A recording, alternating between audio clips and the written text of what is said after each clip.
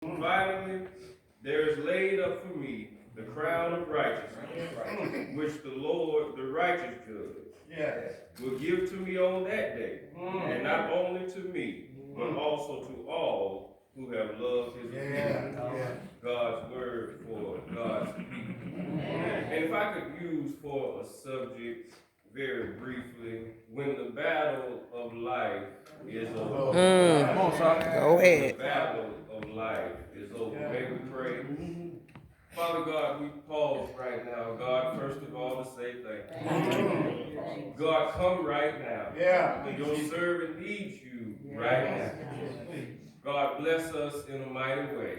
God, I ask that this word that comes from on high, that it stick with us, oh God, that it stays in our hearts. In your name I pray. Amen. Amen. My brothers and my sisters, we are all going to have to come down to the point where we have to die. And like Reverend Jones said, that same train that came and got Amos is the same train that's coming back again to get each and every one of us. And when that moment comes for us, then the same will be said on our behalf when the battle of life is over.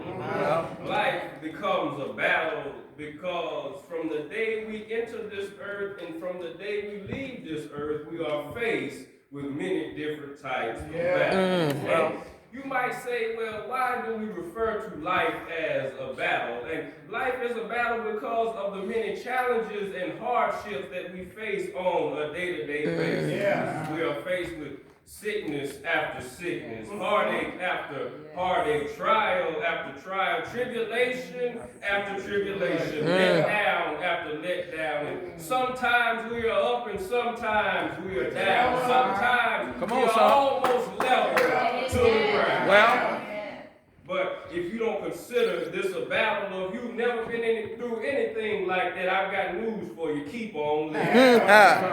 But you must be rest assured that one day this battle will one day soon be over. And I know for a fact that Aunt Monk faced many battles in her life, some seen and some unseen. And as she grew older, she began to face some sicknesses here and there, but she knew that she had a God on her side that would take care of her no matter what she went through. We must remain focused as we go through life, that no matter what life may throw at us, we have God on our side, and it's bigger than the battle we are facing. Go ahead.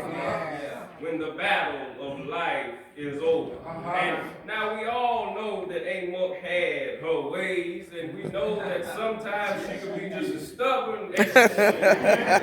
But she knew that one day this battle of life was going to be over. And in verses 6 through 8 of 2 Timothy 4, Paul is nearing the end of his life, and he is examining his life from 3 perspectives, which I feel are very important. The first one is the present reality of the end of his life for which he was ready, and we find that in verse 6. And the past when he had been faithful, we find that in verse number 7. And finally, the future as he anticipated his heavenly reward, we find that in verse number 8. And I believe in my spirit, my brothers and my sisters, that on last Monday when Aunt Monk began to draw near to the end of her life on this side, she began to examine her life from those same 3 perspectives. But there's 5 very brief things I want us to understand on this afternoon about when this battle of life is over. First, you will be ready. In verse number 6 of our text, Paul says, "For I am now ready to be offered, and the time of my departure is at hand." Now, the phrase, "I am now ready," means that his death was imminent, or in other words, about to happen.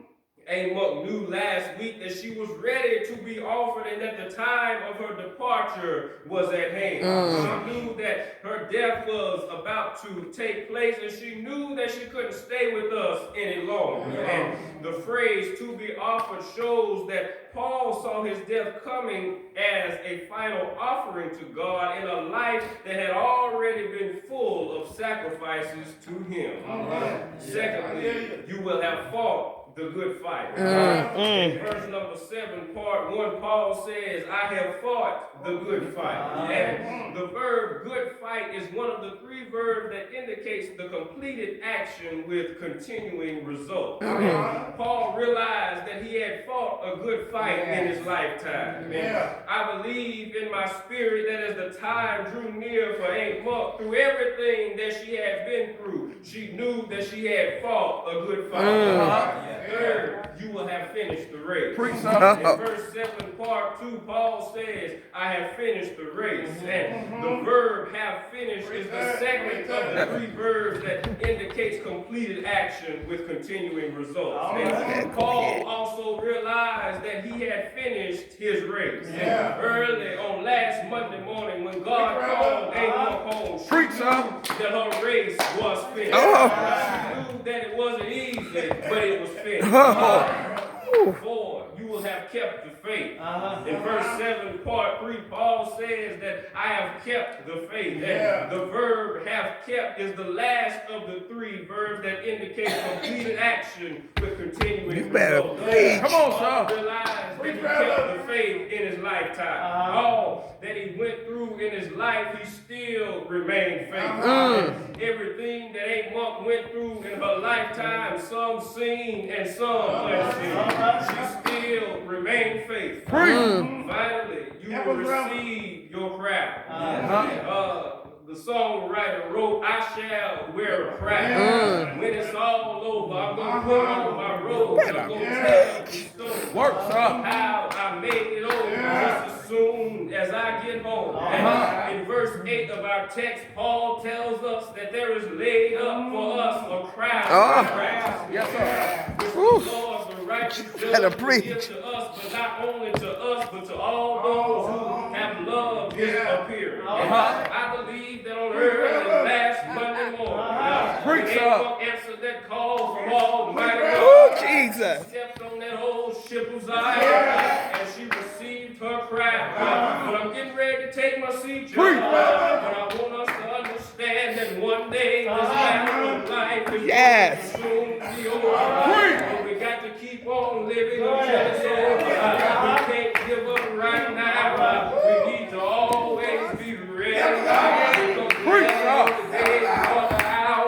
That he's coming back again. We need to always fight the good fight of faith. We need to always keep faith in our life. Finally, in the end, we may receive our crown from Almighty God. Many things at us, but we got to keep pressing our way. But what we need to realize is that same train that got it, same train. Yes, sir. I heard somebody say one of these mornings it won't be long. Look for me. You better go ahead. I don't know about you, but I'm going to see Jesus. Yes, sir.